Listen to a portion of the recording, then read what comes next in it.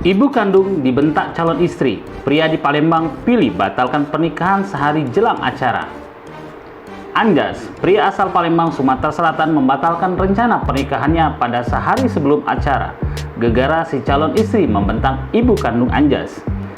Calon mempelai perempuan membentang ibu kandung Anjas karena persoalan uang 700.000 yang merupakan uang tambahan permintaan pihak wanita di luar dari kesepakatan uang pokok pernikahan. Itu pada saat dibatalkan itu tuh, kakak membatalkan itu tuh Hamin berapa kak?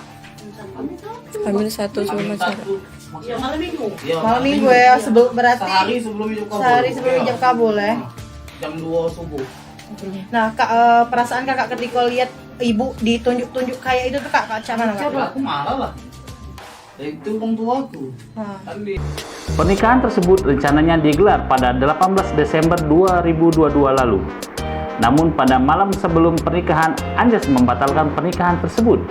Menurut Anjas, jelang pernikahan, calon mempelai wanita ini meminta uang tambahan sebesar 6,7 juta untuk keperluan perlengkapan resepsi seperti tenda dan lainnya.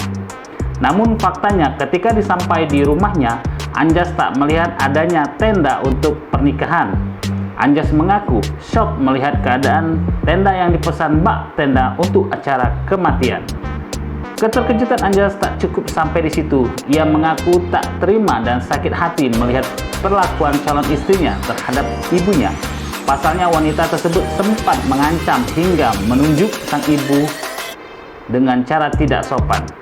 Anjas lantas bersikeras membatalkan pernikahan tersebut pada sehari sebelum pernikahan pukul 2 dini hari pagi.